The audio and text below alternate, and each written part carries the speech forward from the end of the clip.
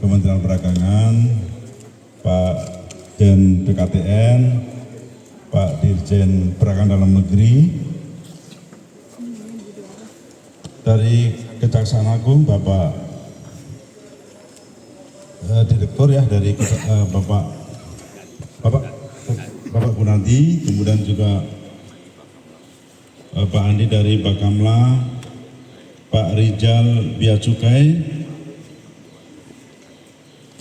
Pak Andi dan Pak Juan dari Kadin, kemudian dari Kadis Perindak, terima kasih Bu ya, perwakilan dari BIN, Badan POM, Perindustrian, kemudian Pak Adi Rohmanto, dari Aspirisindo,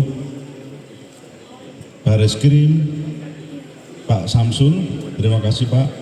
Dan Bapak Ibu rekan-rekan media yang saya hormati. Jadi pada hari ini tim Satgas Impor ya seperti yang sudah dilakukan juga sebelumnya melakukan penyitaan barang ilegal berupa kain tekstil ya, barang tekstil dan produk tekstil berupa kain gulungan asal impor yang diduga ilegal. Jadi ini sebenarnya ada 2 lokasi, tapi kita di lokasi ini saja. Yang pertama di sini di gudang Kelurahan Kapuk Muara, Jakarta Utara ditemukan sebanyak 60.000 roll atau dengan nilai sekitar 60 miliar. Kemudian di gudang satunya di Kelurahan Roa Malaka, Jakarta Barat sebanyak 30.000 roll dengan nilai 30 miliar. Jadi totalnya sekitar 90 miliar. Nah ini barang ini diduga ilegal karena tidak ada persetujuan impor, kemudian tidak ada laporan surveyor dan juga registrasi K3L.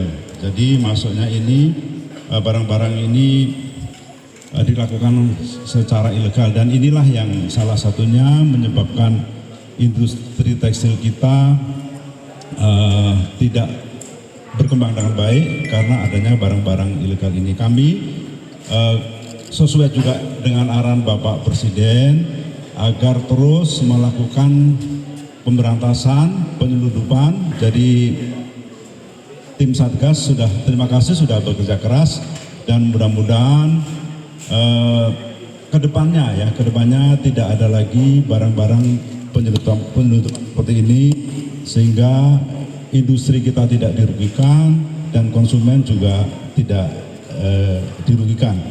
Jadi terima kasih rekan wartawan yang sudah hadir pada kesempatan ini.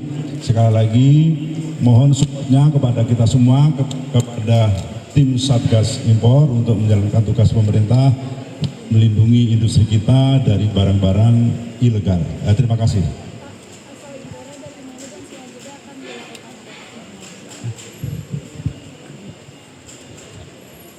Berdasarkan keterangan dari pemilik barangnya, ini barang dari China. Nah kemudian nanti bagaimana proses selanjutnya kita akan serahkan ke Satgas Impor dan nanti kita akan segera ketemu ya, ini barang harus diapakan. Yang jelas ini sampai sekarang secara administrasi melakukan pelanggaran karena tidak ada dokumen impor yang saya sebutkan tadi. Oke ya gitu ya. Ya bisa saja, nanti kan kita lihat ya, kalau misalnya mudah-mudahan sih habis itu nggak ada barang ilegal ya, mudah-mudahan kan harapannya kita seperti itu. Tapi kalau ternyata masih ada ya bisa kita teruskan ya. Pak, ada langkah konkretnya nggak Pak untuk melindungi industri tekstil dalam negeri Pak? Ya salah satunya ini, saya pikir banyak yang ingin bahwa industri kita itu tumbuh dengan baik ya. Salah satunya banyak instrumen yang kita lakukan ya. Salah satunya adalah trade medis dan sebagainya, termasuk juga ini yang paling banyak atau paling sering dikeluhkan adalah barang-barang penyeludupan. Ya, sudah. Ya kalau yang kain kan sudah sudah keluar perpanjangannya safeguard ya, safeguard untuk kain sudah keluar, kemudian untuk kain kan sedang proses perpanjangan. Untuk pakaian sedang proses perpanjangan. Ya. Kalau pemindahan pelabuhan masuk barang impor, Ya nanti kita satu-satu ya, yang kita selesaikan dulu, yang ilegal ini kita selesaikan. Mudah-mudahan satu persatu bisa selesai. Ya kita selesaikan dulu yang ilegal ini dan harapannya ke depan sudah tidak ada lagi. Pak, yang 90.000 roh ini mau diapain Pak ke depan? Ya tadi saya sampaikan nanti kita tim Satgas Impor akan bicarakan ya setelah ini barang-barang ini mau diapakan. Yang jelas ini kan sementara terbukti bahwa secara administrasi tidak memenuhi syarat.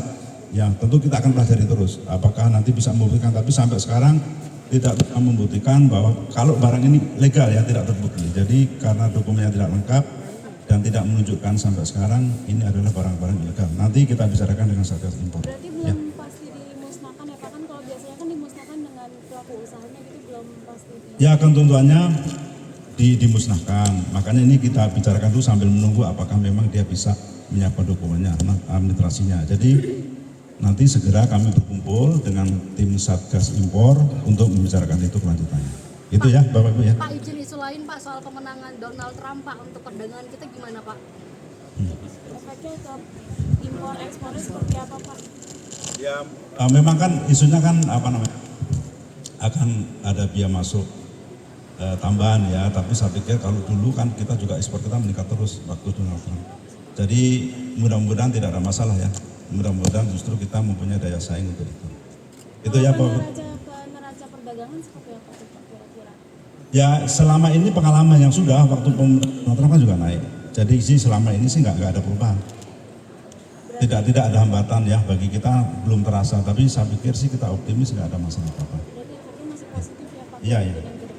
Oke ya, baik. Kalau Permendak 8 gimana? Ya udah, kan saya udah sering ngomong itu. Jadi sekarang kita fokus di barang-barang ilegal. Mudah-mudahan dengan semakin banyak ditemukan barang ilegal ini, semakin tidak ada justru orang atau pelaku usaha tidak mau lagi melakukan penutupan lagi ya. Itu harapan kita seperti itu. Pekan-pekan jadi ketemu Kemenperin. Ya baik, mungkin dari tambahan dari Jaksaan Polri, Bea Cukai,